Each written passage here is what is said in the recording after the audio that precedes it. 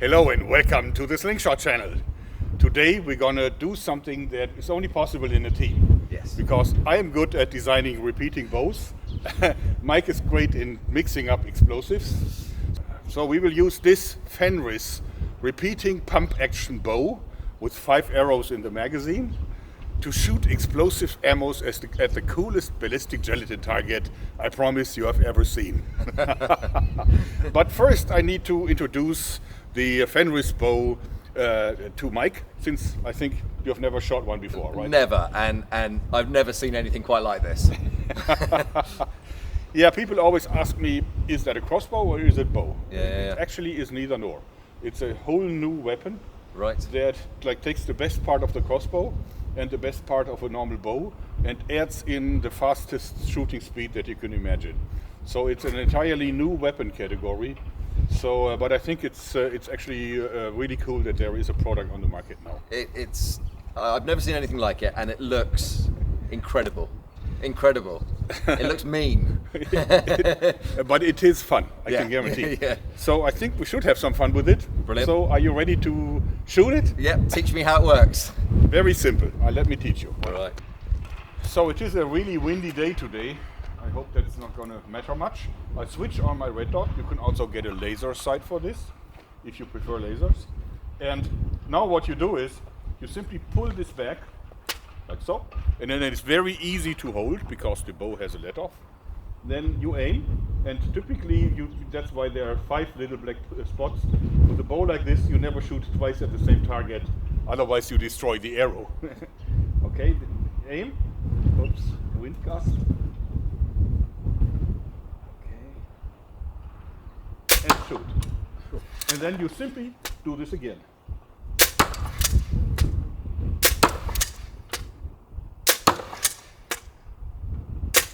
Bang, 5 shots. And then you can't dry fire it because it catches the string on the last shot, so you cannot accidentally dry fire the bow. What It's a that thing.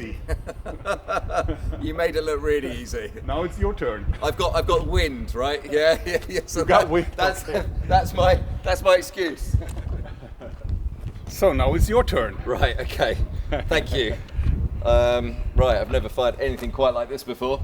So literally, pull back, You pull back, and that's my this is your trigger. handle, and this is the trigger.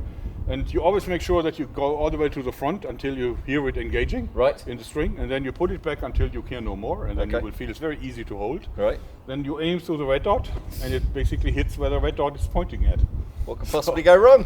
Right. So. Okay. What you now do is you hold this loosely here, Okay. so that it's straight, so it's not canting. Bang! That was pretty good. It's incredibly accurate.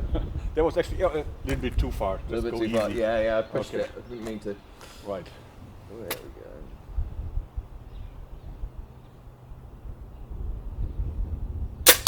Bang!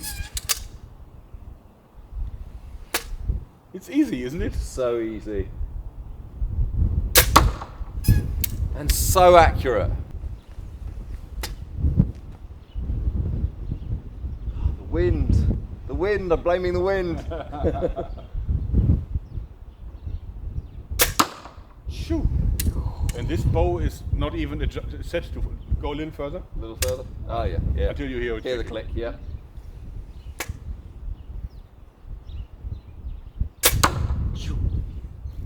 And now, as you now can see, you it's- cannot dry you fire can't- because it's empty. Pretty cool, right? It's absolutely incredible. And you know what the best is? It's yours. I'm giving it to you, so you can keep it. Amazing. The fun I'm going to have. That's incredibly kind of you. I mean, I've never seen a weapon quite like it. This is just a machine. And It's beautifully made. It is made in Austria, Right. CNC, so this is all aluminum and Yeah, anodized. yeah. It's properly made, not in China, but Right. And we are now actually having a special prize for springtime, Yeah. together with the famous EK Archery Research Assassin Bow, also known as Terminator. Right. And so the set is 998 euros. So this, for the first time, you can get a set like this for under 1,000 euros. You've got to buy one. I think so. Yeah, you don't have to because you now own one. I might need another one. Yeah. Where'd you hit? low, a little to the right, but almost bullseye. Windy. That is pretty much bullseye.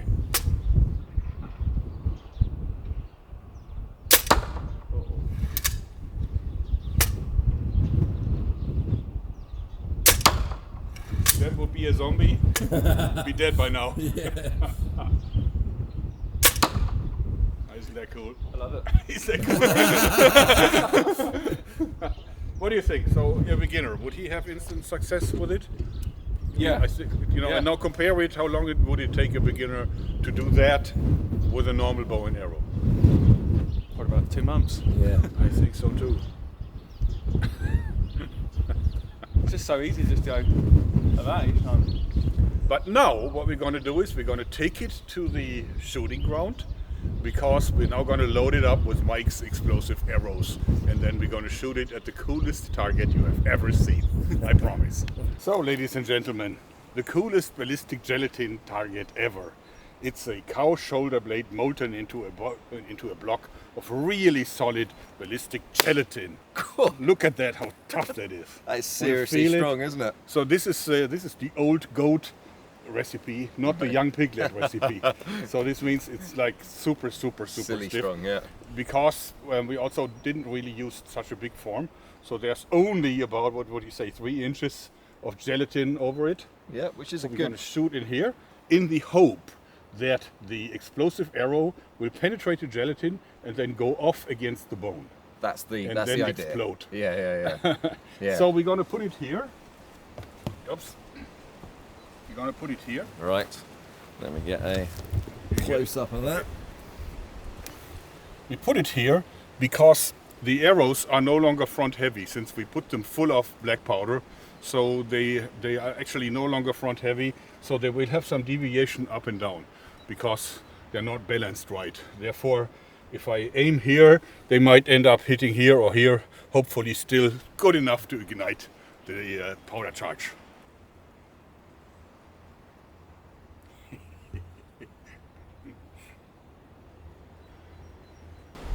So these are the magic arrows, right? These are the explosive arrows. Can you explain those? Right. What we've got in here is a 2-2 blank, and it's a rim fire. So the rim of it is actually on the arrow, and then we filled the entire thing up with, what have we filled it up with? Black powder. There's Okay. one. Another black powder, All right. Yeah. We have plenty of those. and then a black powder with titanium to hopefully make some sparks. Okay. That would be the pretty firework one. Okay. Whoa! Whoa! It's kind of burning up. Funny. What happened?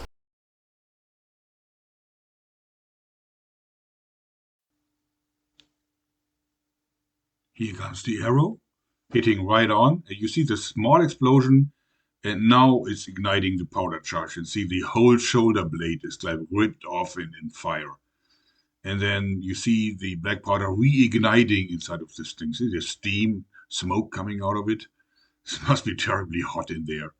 Crazy. And now it looks like a super mini fireworks burning up in this. And now it's spitting out the arrow like a small rocket. But of course, most of the black powder is already out of the shaft and in the gelatin. So now the block falls down, still being bombarded with burning particles. And there's still smoke coming out from the backside of the block. Imagine that would have been a body. Crazy. Wow. Still burning. Yeah, that's a weird explosion. Look at that. It came out above the shoulder, see? See, it ripped the shoulder blade internally off the gelatin, so that the black powder could escape from here. So it cut the gelatin here, above the shoulder blade. Amazing. Wow. Well, it worked. In a weird way, it worked. Different than we thought, but Definitely.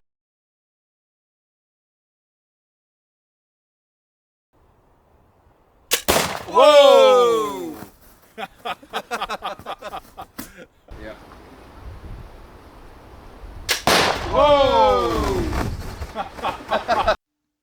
Now with a little flash powder, there comes our arrow, hitting it and igniting immediately. That was a much more fierce explosion. And now, of course, the black powder is igniting again. So this was a mix, but it seems like the explosion was mostly caused by the flash powder and not really by the black powder. So it seems like black powder is not so suitable, and flash powder is much better for exploding arrows. And here comes the block falling down flat on its face. It's still smoke coming out from the backside because it penetrated the shoulder blade this time. Whoa.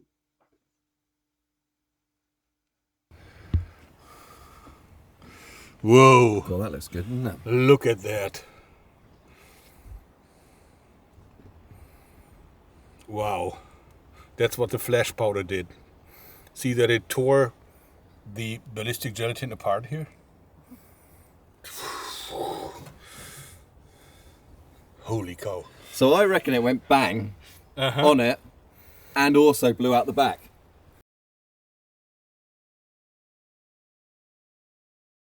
Should go well. Whoa! A much better bang. Good. Whoa! A much better bang. Good. That was satisfactory. Now we used exclusively the flash powder. Here comes the arrow, hitting it right. That was a hefty explosion. Of course, now the arrow is not really burning up, because you can see actually the smoke coming out from all over the place. And you see how much it ripped the whole thing. And now it's actually burning inside. Whoa, what a hit. Still some fire and flames. And that was just a hit to the upper right corner. What a damage compared to a normal arrow.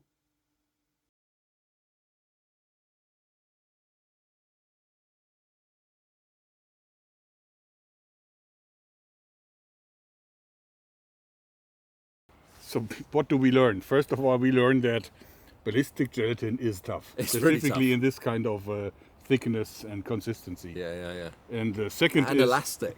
Very elastic. Yeah. And also what we learn is that even though we bombarded this with about how many 6 explosive arrows or so, it still looks decent. But of course, I mean, it's completely charred. And after we've seen the explosions inside of it in high speed, I think each one of these shots would have killed someone. 100%. Yeah. Right. Total internal damage. And burning. And burning. Well, but still impressive. Completely different to the cabbage explosion. Totally different. Yeah.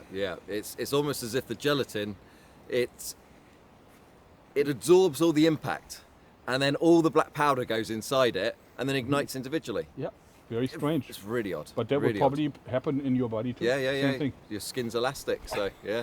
Also, what we learn is after you've been shooting explosive arrows, normal arrows are kind of lame. Okay, all right, next. Still a lot of fun though. And I think that the ideal arrow really is an arrow that is having flesh in the front. Yep. And probably a little metal piece, between the tip and the flesh. So the flesh sits between this, so that the arrows fly straight, since they're then still top heavy, front heavy. Yeah. So I think, but flash powder, I think, is the way to go if you want to make explosive arrows. I think so. Yeah. So, I hope you like this, because that's it for today. Thanks and bye bye. Oink.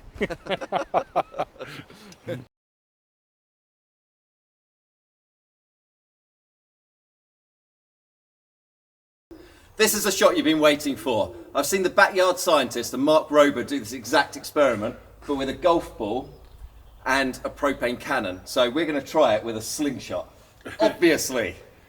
Revealing the winner of the chainsword, hopefully. Hopefully, yeah. Let's see how many shots it's going to take me. One shot, come on.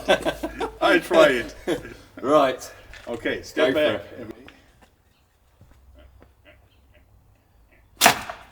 Oh, what happened there?